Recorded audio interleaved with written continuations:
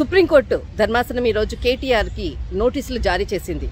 దాదాపు కొన్ని రోజుల క్రితము కేటీఆర్ సీఎం రేవంత్ రెడ్డి 25,000 కోట్ల రూపాయలు లంచం తీసుకున్నారంటూ ఆరోపణలు చేయడం జరిగింది. దీనిపై కాంగ్రెస్ కి సంబంధించినటువంటి ఆత్రం సుగుణ ఈమె ఆదిలాబాద్కి సంబంధించినటువంటి ఉట్నూరులో పిఎస్లో కేసు నమోదు చేయడం జరిగింది. పరువు నష్టం కింద కేసు నమోదు చేయడం జరిగింది.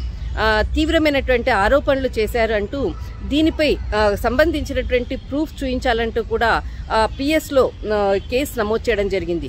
దీనిపై కేటీఆర్ ఏదైతే ఈ కేసుకు సంబంధించినటువంటి హైకోర్టులో తనపై పెట్టినటువంటి కేసులపై క్వాష్ చేయాల్సిందిగా హైకోర్టులో పిటిషన్ వేయడం జరిగింది.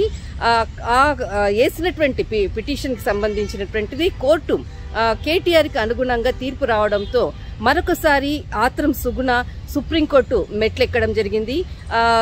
ఏదైతే ఈ కేసుకు సంబంధించినటువంటిది పిటిషన్ దాఖలు చేయడంతో ఈరోజు వివరణ ఇవ్వాలి అంటూ కేటీఆర్కి ధర్మాసనం నోటీసులు జారీ చేసింది. ముందు దీనిపై కేటీఆర్ ఏ విధంగా స్పందిస్తాడు అన్నది వేచి చూడాలి.